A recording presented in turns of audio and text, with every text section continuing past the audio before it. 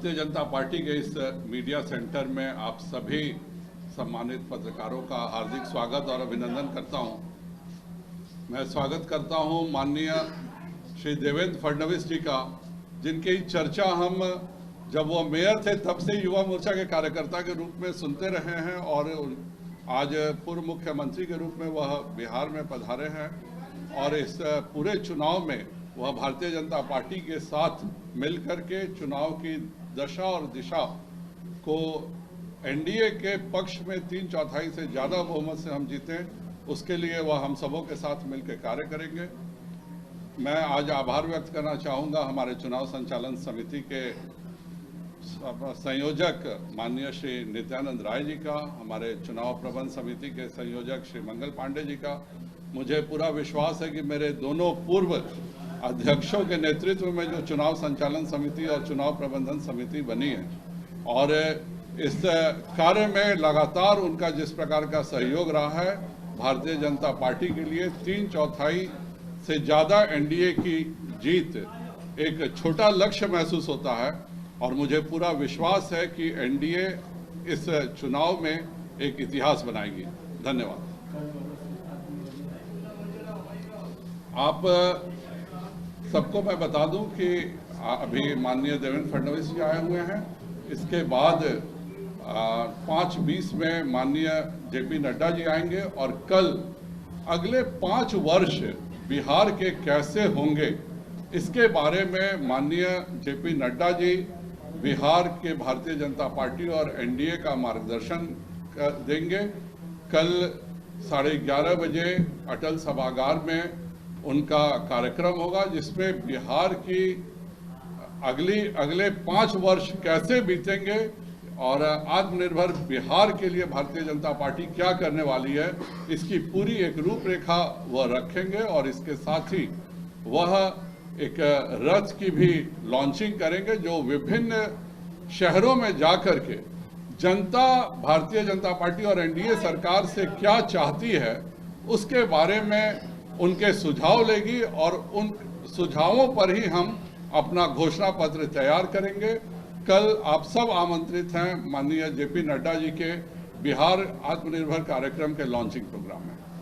मित्रों, माननीय अध्यक्ष जी ने अपने संयोजकों से सहयोग मांगा और मैं अपने मीडिया के मित्रों से सहयोग मांग रहा हूं कि आज माननीय राष्ट्रीय अध्यक्ष जी का भी कार्यक्रम में आप भी व्यस्त होंगे और माननीय हमारे सभी नेतागण भी व्यस्त हैं, लेकिन कुछ वही सुन लीजिए, मेरी पूरी बात सुन लीजिए।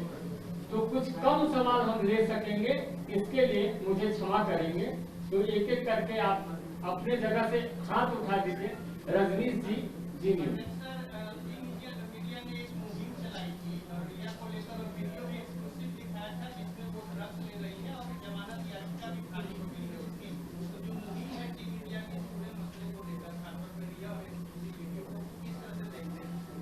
देखिए, मुझे ऐसा लगता है कि मीडिया ने एक बहुत महत्वपूर्ण रोल इस सारे मसले में यहाँ पर लिया है और उसी का एक बहुत बड़ा प्रेशर भी तैयार हुआ है, क्योंकि जिस तरीके से ये केस चल रही थी, ऐसा किसी को लगता नहीं था कि सुशांत सिंह राजपूत इनकी इस मृत्यु के बाद जो शंकाएं उठी है उसका कोई समाधान होगा और कोई न्याय मिलेगा। लेकिन मीडिया की मुहिम के बाद मुझे ऐसा लगता है कि बहुत बड़े पैमाने पर अब सारी कार्रवाइयाँ शुरू हुई है और विशेष रूप से जो ड्रग का एंगल है, ये मैं ऐसा मानता हूँ कि बहुत ही महत्वपूर्ण है, क्योंकि एक बहुत बुरी बीमारी ये ड्रग्स की जो आज दिखाई पड़ रही है और विशेष रूप से बॉलीवुड के कुछ लोगों के साथ दिखाई पड़ रही है, कम से कम इसके कारण इसका भी खात्मा होगा, ऐसा मुझे लगता है। एक मिनट प्लीज। चंद्रमोहन नाम सुनते जाइए। अच्छा है आपको कि इस बार बिहार के चुनाव में सुशांत सिंह राजपूत और कंगना रनौत मुद्दा बनेगी चुनाव के लिए? देखिए, हमारे लिए ये कोई चुनाव का मुद्दा नहीं है। सुशांत सिंह राजपूत ये बिहार के बेटे जैसे थे, वैसे वे पूरे भारत के बेटे थे और जिस प्रकार से उनकी मृत्यु के बाद अलग अलग तथ्य बाहर आने शुरू हुए तो देश के आम आदमी को ये लगा कि इसकी जांच होनी चाहिए और तथ्यों को बाहर निकाला जाना चाहिए। और मुझे लगता है कि इसी के कारण बात की सारी चीज़ें आपने देखी, अब सीबीआई, एनसीबी, ईडी सारे लोग उसकी जांच कर रहे हैं, तो ये चीज़ें बाहर आएगी। जहाँ तक कंगना रनावत का सवाल है, वो लगातार वहाँ पर होने वाले अन्याय को उठा रही थी या इस केस के बारे में बोल रही थी। मुझे ऐसा लगता है कि महाराष्ट्र की जो सरकार है वो ये भूल गई कि उनकी लड़ाई अभी कोरोना से चल रही है।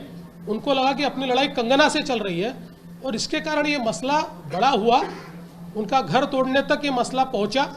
मुझे ऐसा लगता है कि सरकारों ने अपनी जिम्मेदारी को समझना चाहिए और विशेष रूप से मीडिया की स्वतंत्रता हो, बोलने की स्वतंत्रता हो, इसको संकुचित करने का काम अगर सरकारें करेगी तो अलोकतांत्रिक होगा। आग्रह किया है सवाल ये है कि आप बिहार में चुनाव प्रभारी बनाए गए, आपको लगता है कि 15 साल की ये सरकार जो है एंटी इनकम्बेंसी फैक्टर आने वाले चुनाव में होगी, उससे जुड़ा मुद्दा सवाल आपने ग्राउंड लेवल वर्क किया होगा, आपको लगता है कि अभी भी आपका जो पूरा अलायंस है उसमें सब कुछ बिल्कुल सेटल नहीं है, बहुत कुछ सेटल किए जाने की जरूरत है? देखिए, मुझे ऐसा लगता है कि 15 साल के बाद भी लोगों को ये मन में बिल्कुल लगता है कि यही सरकार आनी चाहिए। देखिए, जैसे मैंने पहले भी कहा, चुनौतियाँ बहुत है, कोरोना की महामारी होगी, बाढ़ होगी, सारी चुनौतियाँ हैं। पर जब लोग ये देखते हैं कि इस सरकार का काम और इससे पहले लालू जी की सरकार का काम भी लोगों ने देखा है, तो लोगों को ध्यान में आता है कि ये सरकार प्रयास करके हमारे को न्याय देने का प्रयत्न करती है। और सबसे बड़ी बात यह है कि इस सरकार के पीछे आदरणीय प्रधानमंत्री मोदी जी है। मैं ऐसा मानता हूँ कि ये सबसे बड़ी बात है लोगों के मन में, और विशेष रूप से गरीबों के मन में एक बात बिल्कुल पक्की है कि हमारे को न्याय अगर कोई दे सकता है, गरीबों को, पिछड़ों को न्याय अगर कोई दे सकता है तो मोदी जी है। और इसलिए मुझे लगता है कि एक डबल फोर्स ये तैयार हुआ है, जिसके कारण बहुत अच्छे तरीके से हम लोग यहाँ पर जीतेंगे। लगातार इस तरीके की चीजें चल रही हैं, उद्धव ठाकरे मनमानी कर रहे हैं, मीडिया के लोगों को अरेस्ट किया जा रहा है और अभी रिपब्लिक मीडिया नेटवर्क के पत्रकारों को भी अरेस्ट कर दिया गया है, इस पर क्या कहेंगे? देखिए, बिल्कुल मैंने तो विधानसभा में भी ये मसला उठाया और मैंने कहा कि महाराष्ट्र में एक प्रकार की ऐसी अवस्था तैयार हो रही है कि कोई सरकार के खिलाफ कुछ कहे नहीं। ये तो बिल्कुल अलोकतांत्रिक है। लोकतंत्र में सभी को अपनी बात कहने का अधिकार है।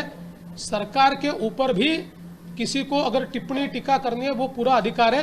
सरकार को लगता है कि बात गलत है तो सरकार उस पर अपना स्पष्टीकरण दे सकती है, पर सरकार के खिलाफ कोई कहता है इसलिए हम उसको जेल में डालेंगे, उसके ऊपर अलग अलग आरोप लगाएंगे, ऐसा महाराष्ट्र के इतिहास में इससे पहले नहीं हुआ। इसलिए मैंने परसों ये कहा कि महाराष्ट्र के इतिहास की ये सबसे डरपोक और अलोकतांत्रिक सरकार है।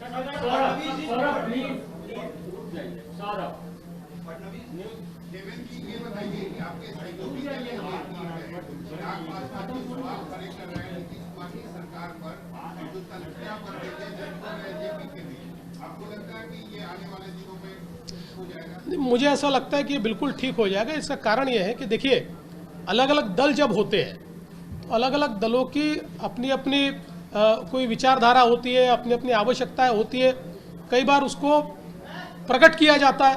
पर इसका मतलब ये नहीं कि कोई अलग होने वाला है।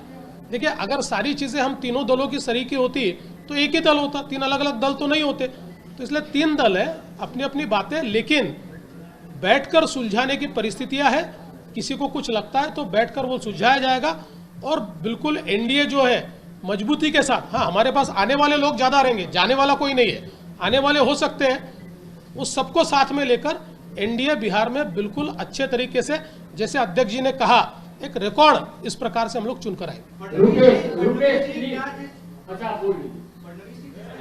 आपने महाराष्ट्र में रात के अंधेरे में अपने विरोधियों के साथ हाथ मिलाकर सरकार बनाने की कोशिश की थी, अपने गठबंधन से अलग जाकर, क्या वैसी स्थिति बिहार में हो सकती है?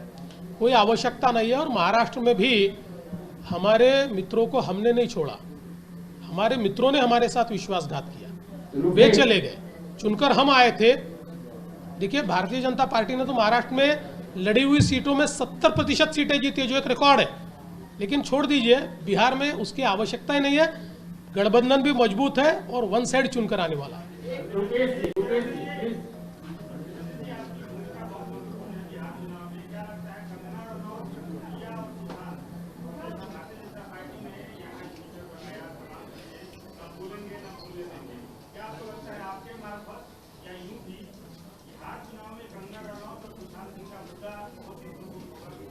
देखिए, मैंने पहले भी कहा, ये हम इसको चुनावी मुद्दा नहीं बनाना चाहते।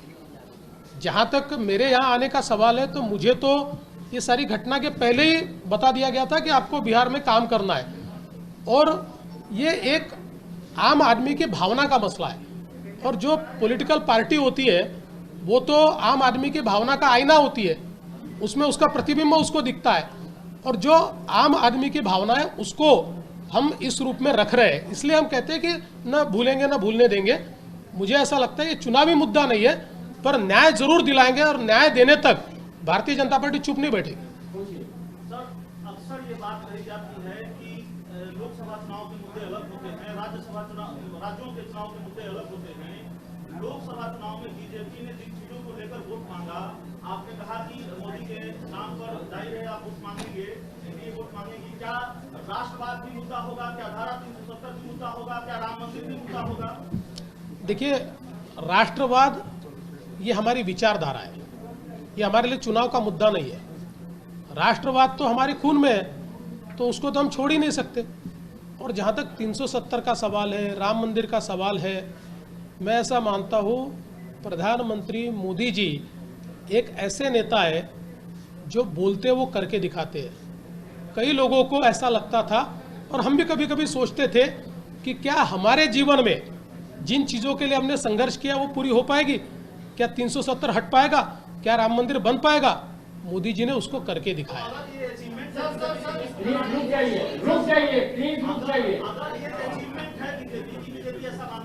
श्याम सुंदर जी, ये तो देखिए, ये बताने की आवश्यकता नहीं, लोगों को पता ही है। सर, किस तरीके से कंगना ने मुंबई को पीओके बताया था, कैसे देखते हैं?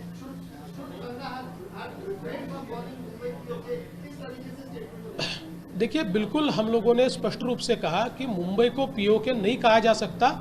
मुंबई एक देश की आर्थिक राजधानी है, मुंबई एक सपनों का शहर है। दुनिया भर से, देश से लोग वहाँ आते हैं और अपने सपने पूरे करते हैं, इसलिए उसको पीओके कहना गलत था। कंगना ने भी उसके बाद ये कहा कि मैंने मुंबई को नहीं कहा, चलाने वालों को कहा, जो लोग सरकार चलाते हैं उनको कहा। लेकिन मुझे ऐसा लगता है कि इस प्रकार की टिप्पणी नहीं होनी चाहिए। बिहार की राजनीति में एक चीज कहा जाए कि माननीय मुख्यमंत्री बिहार सरकार नीतीश कुमार ने निर्णय लिया जिससे स्वर्ण समाज में नाराजगी है। निर्णय ये था कि दलित परिवार के किसी भी व्यक्ति की हत्या हो जाती है तो उनके घर से तो कैसे उस नाराजगी को? देखिए, मैं आज ही यहाँ आया हूँ तो सारे निर्णयों की जानकारी मेरे पास नहीं है। मैं स्पष्ट रूप से कह दूँ, क्योंकि मैं तो महाराष्ट्र की राजनीति करता हूँ, पार्टी ने मुझे बिहार भेजा है। तो अभी आप लोगों के साथ मिलकर सारी चीज़ें जब पता चलेगी तो शायद 1-2 पत्रकार परिषदों के बाद आपके सारे सवालों का जवाब दे पाऊंगा। एकमात्र महिला ने हाथ उठाया है, मेरा सादर अनुरोध है आप अपना प्रश्न करें। और आपसे हमने सहयोग मांगा था, तो आज के लिए मुझे क्षमा करेंगे। इनका अंतिम आपसे सवाल मैंने ले लिया है। सौरभ जी, नहीं, रुक जाइए। सौरभ जी, रुक जाइए।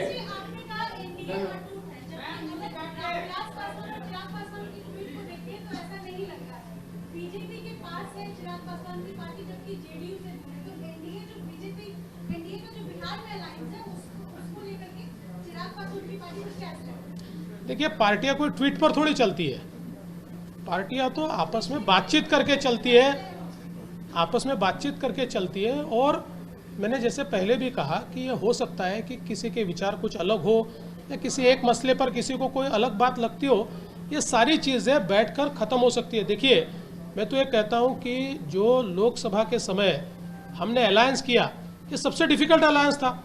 बीजेपी स्वयं इतनी सीटें जीतने के बाद इस प्रकार का अलायंस कर पाई, तो इसका सीधा मतलब है कि अलायंस किया जा सकता है, सभी लोगों को अकोमोडेट किया जा सकता है, और मेरा विश्वास है कि इसमें कोई प्रॉब्लम नहीं आएगा।